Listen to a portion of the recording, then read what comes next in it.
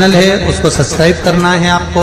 उसका एक कारण है, जो उपाय हम लोग कथा के माध्यम से बताते हैं, ये उपाय आपको YouTube के माध्यम से आपके मोबाइल पर पहुंच जाए। मत बता भोला सब दुख काटो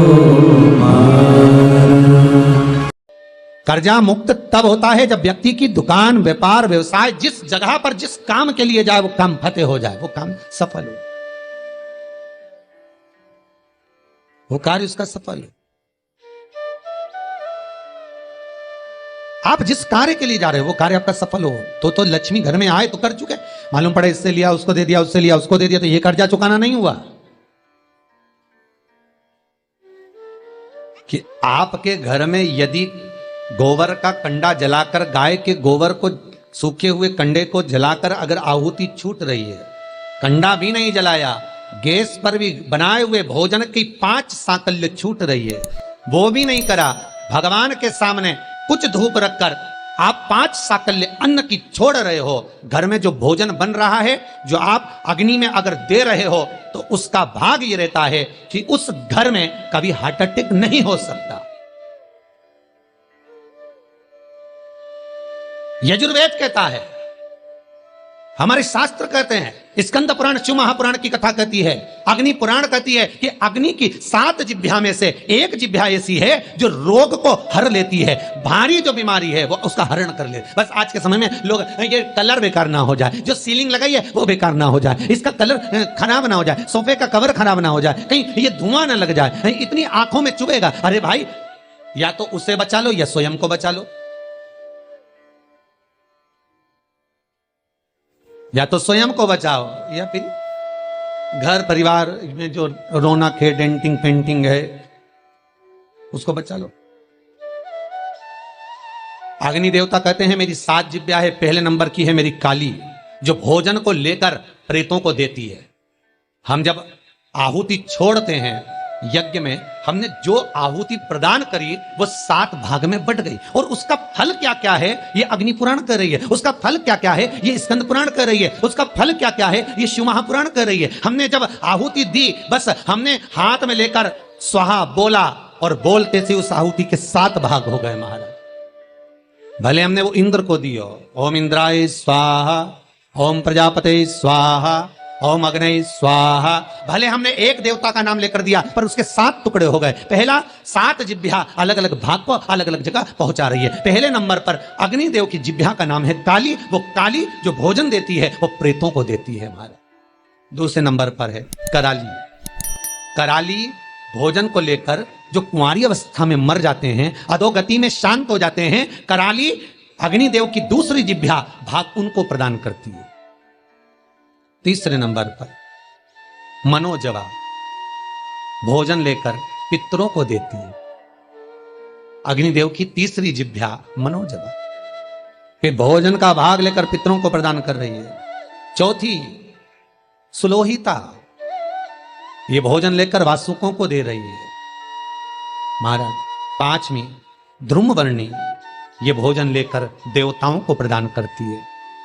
6ठी स्फुलिंगी, ये अग्नि की वो जिह्वा है स्फुलिंगी कि घर के अंदर धूप जो छूटती है, अग्नि जो साकल्य भोजन आदि हम घर के अंदर देते हैं, ये स्फुलिंगी एक जिह्वा अग्नि देवता की ऐसी है जो घर में से रोग को हटा।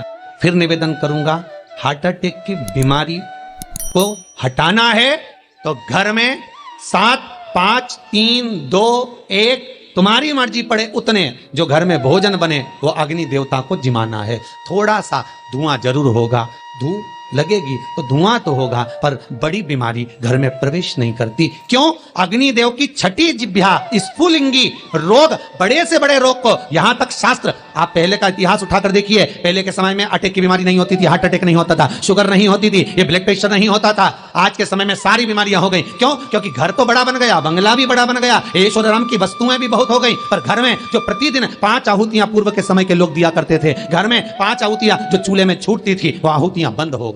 उसका स्मरण फिर प्रारंभ हो, जगत का फिर कल्याण। हमारे धर्म हमारे शास्त्र जो वर्णन करते आए हैं वो गलत नहीं है। पहले के समय में यज्ञ अनुष्ठान कितने होते थे, आज के जमाने में काम, लोभ, विषय, आसक्तियां ज्यादा हो गए।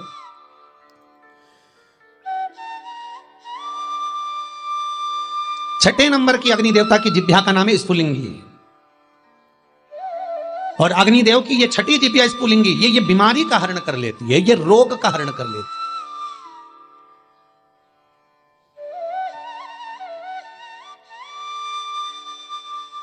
क्यों भैया?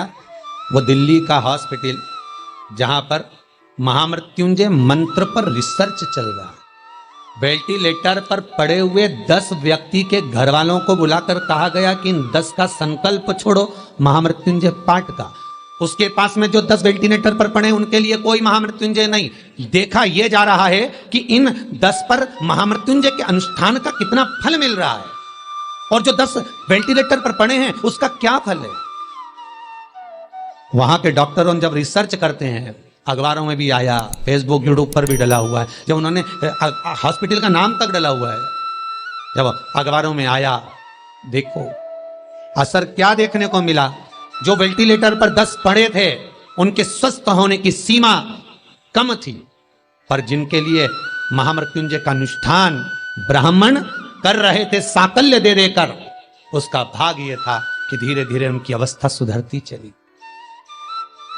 फिर निवेदन करूंगा, अकाल मृत्यु वो मरे जो काम करे चंडाल का, काल उसका क्या बिगाड़े जो भक्त हो महाकाल का। आपकी चित्त वृत्ति में अगर शिव है, आपकी चित्त वृत्ति में अगर शंकर है, आपके मन में अगर शंकर समाया हुआ है, बाल बांका नहीं हो सकता।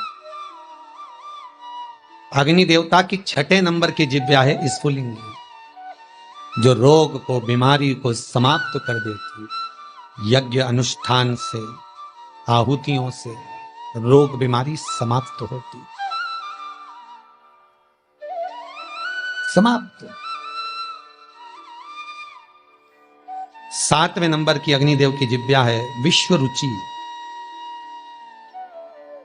विश्व रुचि जो दरिद्रता को दूर भगाती है, लक्ष्मी का प्रवेश कराती। जिसके घर में अग्नि के ऊपर सांकल्य दी जाती है, भोजन दिया जाता है, हम तो यहां तक कहते हैं कि आप कंडा भी मत जलाओ, आप गैस जलाते हो तो गैस पर ही थोड़ा सा कुछ छोड़ दो।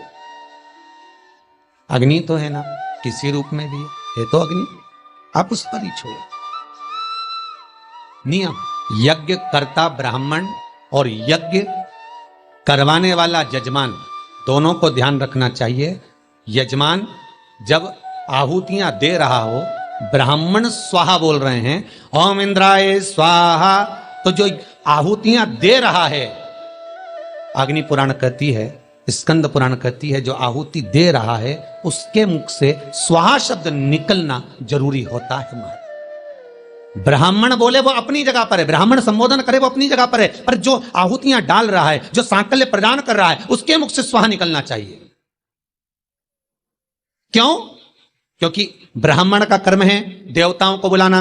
उसने बोला ओम इंद्राय स्वाहा, इंद्राय सामने भाग लेने के लिए। अब यजमान का मन होना चाहिए खिलाने का, यजमान का मन होना चाहिए देने का। तो यजमान जब स्वाहा बोलेगा तब वो इंद्रदेव उस पदार्थ को ग्रहण करेगा। जिस आहुति में यजमान स्वाहा नहीं बोलता, वो आहुति देवता स्वीकार नहीं करता।